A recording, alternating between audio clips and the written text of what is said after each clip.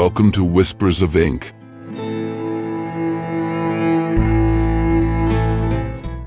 I'm Machado de Assis, and now I will read one of my stories. Let's start with the book In Praise of Vanity, which is part of my novels collection.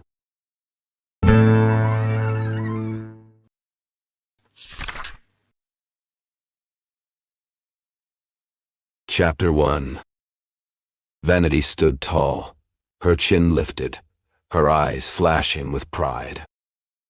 "Ladies and gentlemen," she began, her voice rich and confident, "you've just listened to the most boring of all virtues, the weakest, the least useful of all the feelings that move the hearts of men.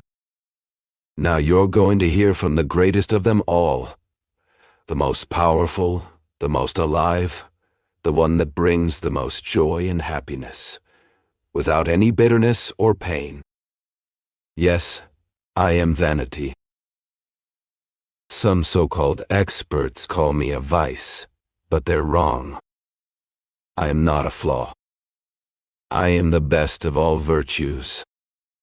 Don't let my shiny clothes, my bracelets, or this jingling hat distract you. If you've been fooled by modesty's false humility, then look away. But if you haven't, then look closer. Those bells in all my colors are not just empty decoration. They are the heart of wisdom itself. And notice this, I speak to everyone.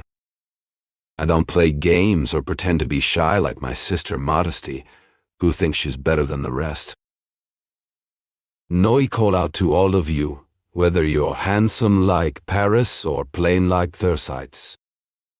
Whether you're big like Sancho Panza, or thin like Don Quixote, men and women, tall and short, young and old. Everyone in this world and the next belongs to me. I speak to you with love, like a mother hen calling her chicks to eat. I care for you.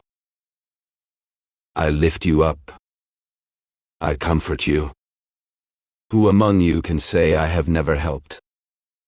Where can't I be found? Where do I not have power? I walk through the rich man's drawing room and the poor man's tiny room. I live in palaces and in the smallest shacks. I shine in silk dresses and cotton rags. Of course, there are exceptions, sadly.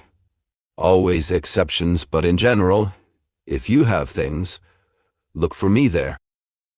In the cushion of your sofa, in your fine dishes, in the little door of your carriage. No, look for me in you. In your shoes, in your jacket, in your mustache. Look deeper. Find me in your heart. You, who own nothing, look deep into the folds of your worn-out coat, into the corners of your old chest. There it'll be. Between two hungry moths, or there, or hidden in the soles of your unpolished shoes, or tangled in the strands of your dry, oilless hair. What good is owning things? If I didn't make them matter more, was it to hide it, or to show it off that you brought from far away that rich vase? Was it to hide it or show it that you ordered from the finest factory the fabric of your clothes, the sapphire on your hand, the carriage that carries you around? Was it to hide or to show that you planned that enormous feast? And ask the vineyard for its best wines. And you, who have nothing, why spend a week's wages on a single hour of dinner? If not because I live inside you, and whisper that you must seem better than you truly are? Why do you arrive at your wedding in a coach so rich and costly as your wealthy neighbors, when you could just walk to the church? Why buy that jewel, that hat? Why shape your dress by the most elaborate fashion? And why gaze at yourself in the mirror with pride, if not because I comfort you in your poverty and worth, giving you, in exchange for a great sacrifice, an even greater reward? Who is that man walking toward us, eyes fixed on the endless blue sky?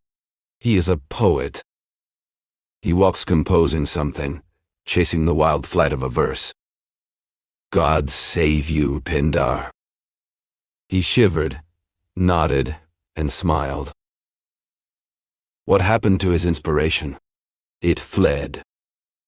The verse got lost in the bushes. The rhyme slipped through his memory like sand. No matter. I'm still with Hemi, the 10th muse, and therefore the sum of all muses, as the scholars of Sganarello teach. What a blessed look! What pure joy without bitterness! Who could tell this man that war threatens to carry away 1,000,000 lives? Who could tell him that drought is devouring part of the land? At this moment, he knows nothing, hears nothing. He hears only me, he hears himself. That's all. He walked around the corner, still fuming from the old insult, when someone told him something surprising. The man who once lied about him had now said something good. Don't even mention that rogue, he muttered. They said you're a giant among poets, the friend insisted. Oh, others have said that too, he replied. But they were honest men. Can he be sincere? He admits there's no poet greater than you. Typical. Of course, he'd say that now. Probably feels guilty for being unfair. Wait, he really said you are the greatest? Yes, the greatest of all. I don't believe it. The greatest? The greatest. He'll never deny his talent. I'm not like Hemi, never spread lies. Or at least, I don't think I did. People say so many things. That rogue, he has taste, you know. A bit wild at times, sure, but he has taste. He'll never deny his talent. But what's worse than mixing hate with opinion? I don't hate him. Oh, not at all. As impulsive? Yes, but fair.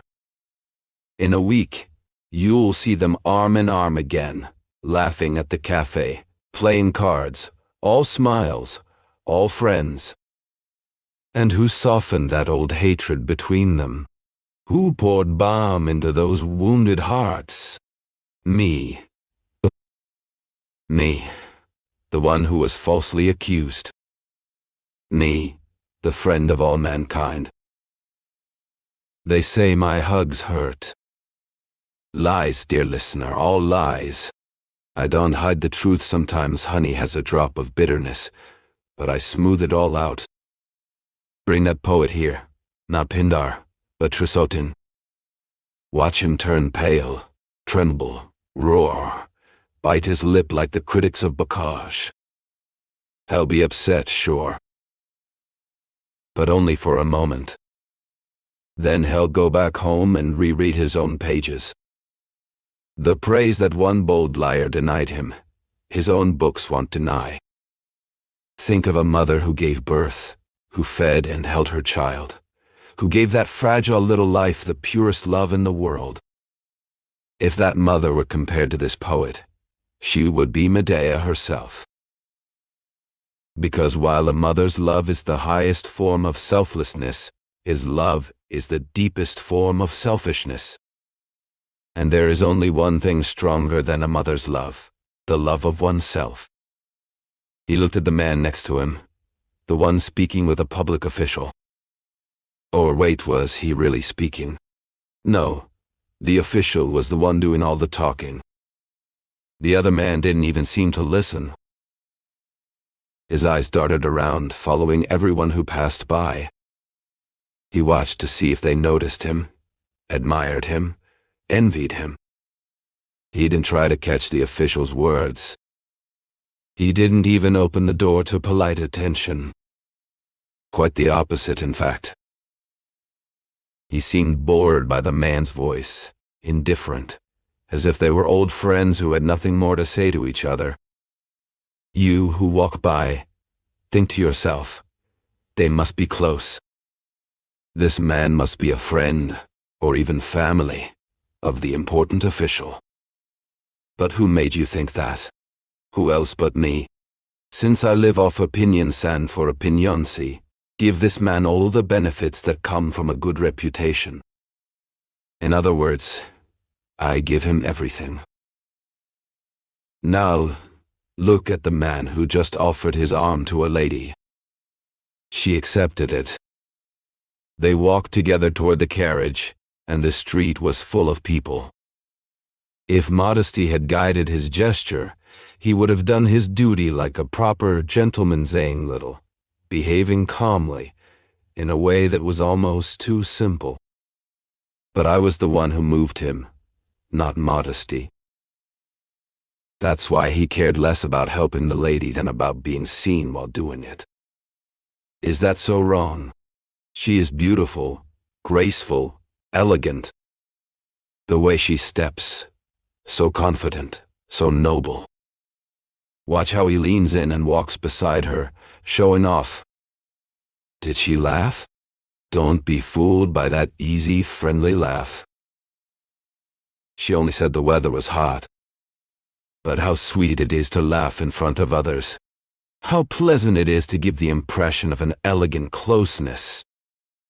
Would you believe I can even sneak into the sacristy? Of course, I'm not welcome there. And yet, once in a while, I manage to slip in unnoticed, creeping past the purple socks of that serious dignity. I make her forget the glories of heaven, so she can enjoy the pride of this world. I pour my oil into her heart, and suddenly she feels better, higher, nobler than that lesser minister at the altar, who burns the pure incense of faith without even knowing what true glory feels like. Now why shouldn't it be so, when at this very moment this elegant matron, dressed in her finest ribbons, has entered the sanctuary to speak to her Creator? What rustling! What turning of heads! The antiphon continues. The music never stops, but the matron has overtaken Jesus in the attention of the listeners. There she goes, bending her knees, opening her prayer book, adjusting her lace, whispering her prayer, fanning herself gently. In her heart she carries 2 flowers, Faith and I, the heavenly one she picked up from the catechism, given to her at 10, the earthly one she found in the mirror, given to her at 8. These are her 2 testaments, and I am the older one. But I would waste time if I tried to show each of my subjects one by one. I would waste time and my Latin. Omnia vanitas. Why name them, list them, when nearly all the earth belongs to me? And I say nearly because I must admit there are sorrows on this earth. And where there is sadness, there rules my bastard sister, the one you see over there with her eyes fixed on the ground. But joy outweighs boredom, and joy is what I am. God gives a guardian angel to every man. Nature gives him another, and that other is none other than your humble servant here. I receive the man at birth and only leave him in the grave. What am I saying? Not even there, because I follow him into eternity. That final delicate gesture of modesty you read in that will, the request to be carried to the grave by 4 beggars, that clause is mine. I inspired it. I dictated it.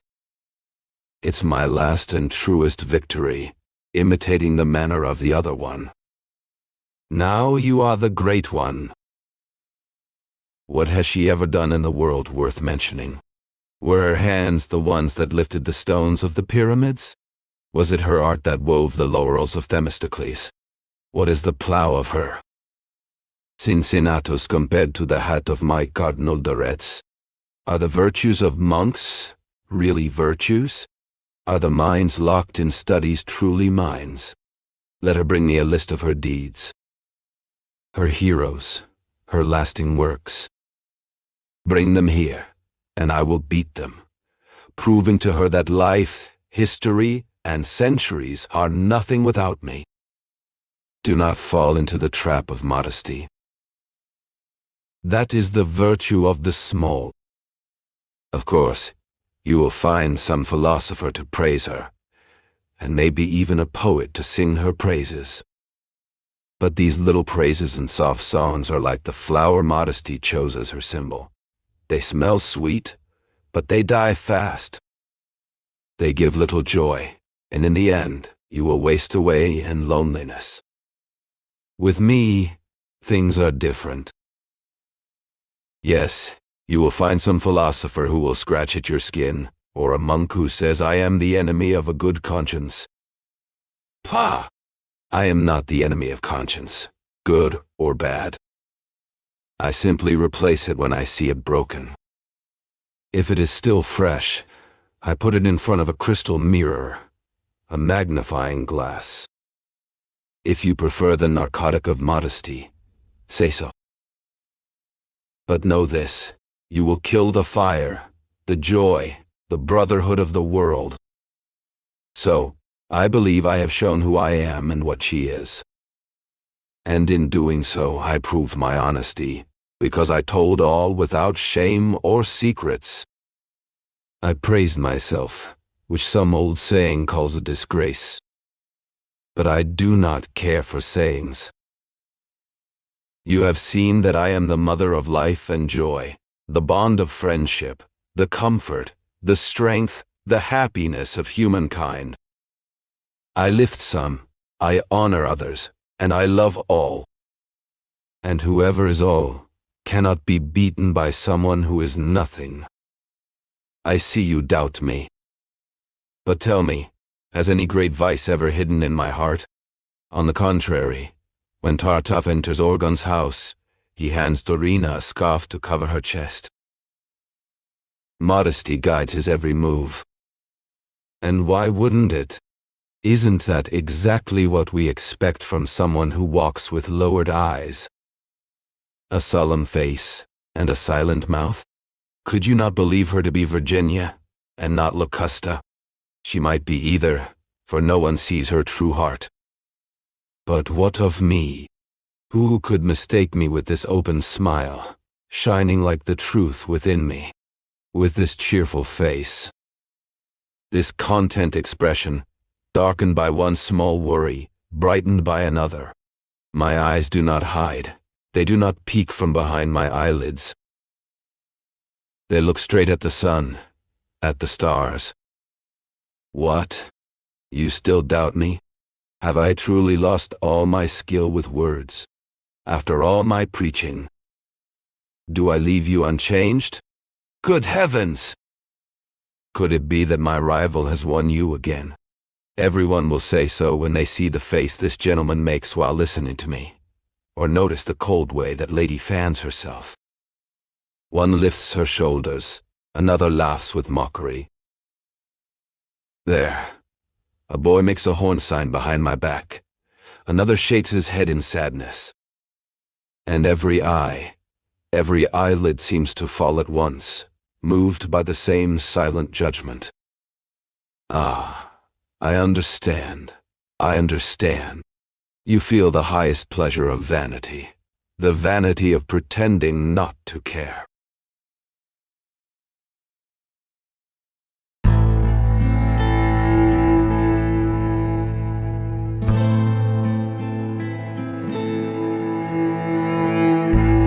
Thank you for listening so far.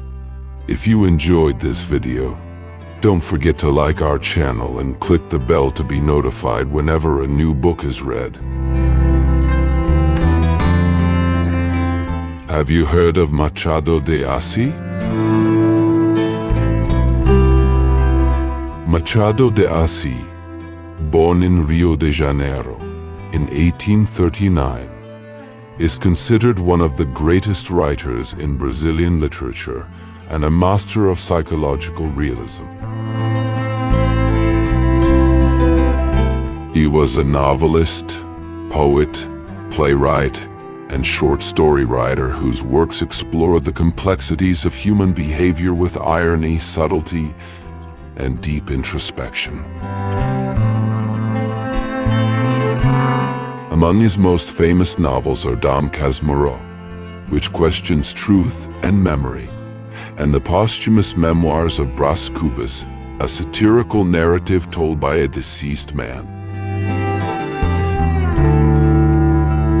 Machado's literature often reflects the contradictions of Brazilian society, addressing issues like race, class, power, and identity in a sophisticated yet accessible style.